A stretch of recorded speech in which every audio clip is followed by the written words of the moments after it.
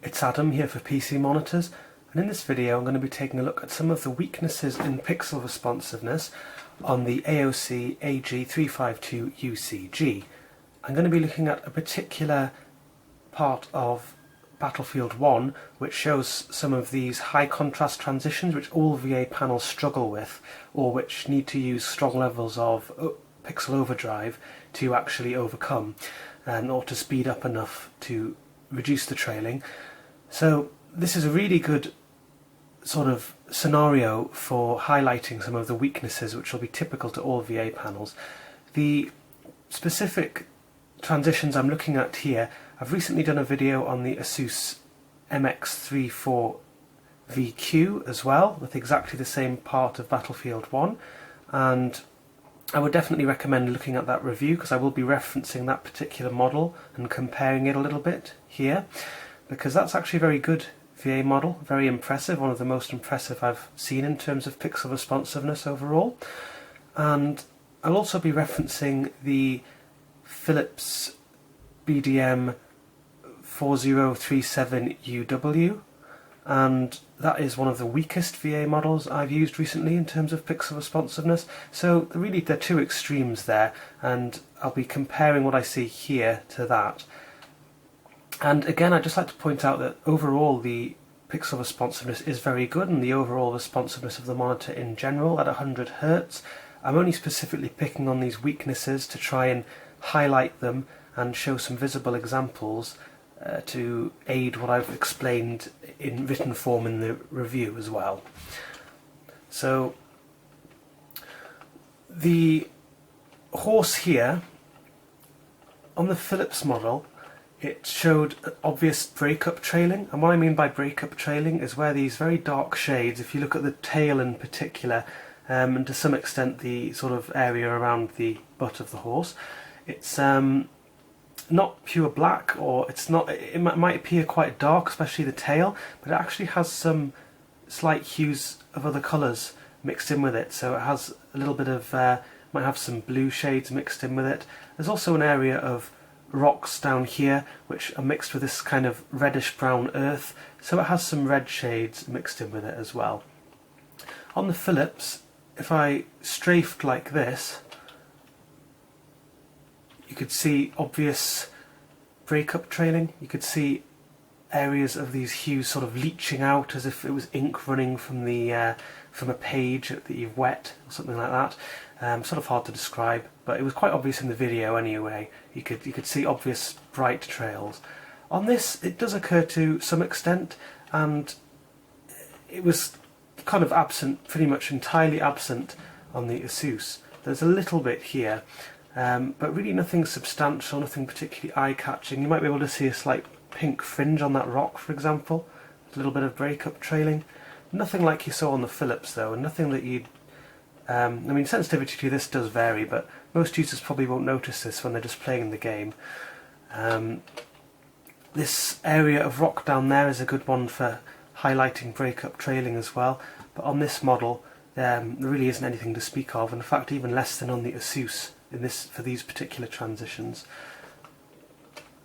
The monitor does use quite strong overdrive. I've got it set to medium as the overdrive setting at the moment, which, as I explore in the review, I feel is optimal in terms of the balance between pixel responsiveness and overshoot or inverse ghosting. You can see a bit of inverse ghosting.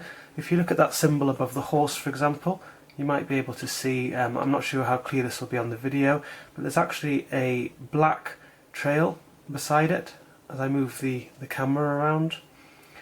And again, it's not massively obvious. It's I don't find it particularly eye-catching when I'm just playing the game, and again, sensitivity to this does vary, so I'm just pointing out that it does exist here. You'll see something similar on the moon as well, sort of black silhouette trailing. That's overshoot. You can reduce this by reducing the overdrive setting if you find it particularly obnoxious, but you do get more conventional trailing. And I mean, it might not be so easy to show this on the video, but definitely the overall level of perceived blur increases quite considerably. Now I'm just going to go down here and try and look at some more pixel transitions which proved to be a bit weak on the ASUS to a much lesser extent on the ASUS, but definitely on the Philips model. So these telegraph posts here, and again you can see a bit of breakup trailing, you can see a slight kind of purple fringe, and I don't know how it's going to appear on the video, but it's really not particularly eye-catching, it's not particularly strong. There's also a very small amount of overshoot, but again, nothing substantial. So I should mention as well, I do have G-Sync active at the moment. But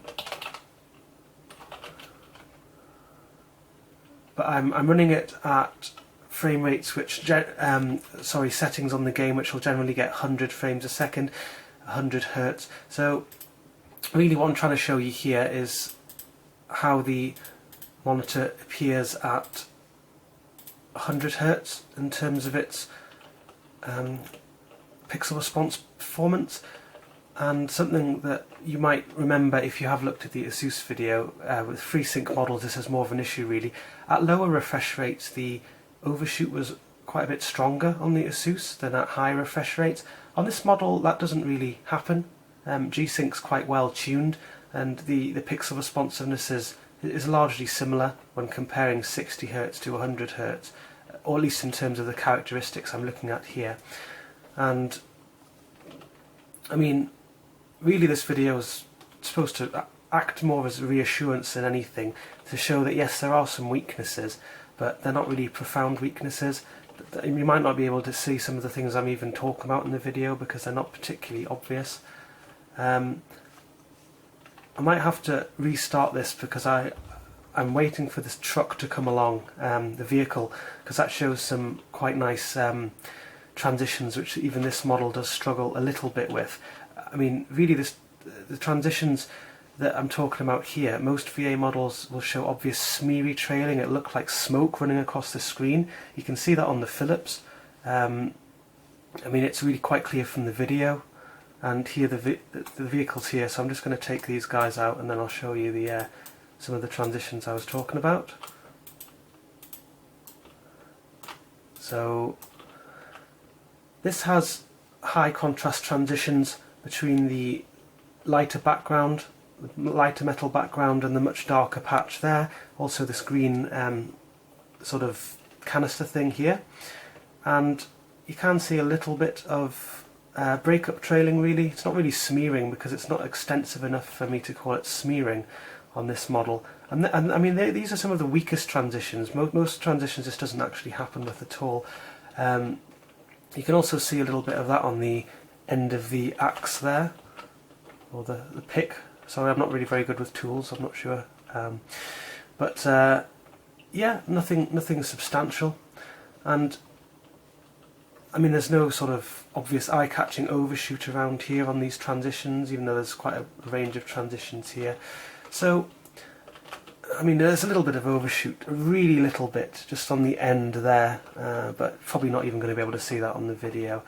So, basically, not bad at all.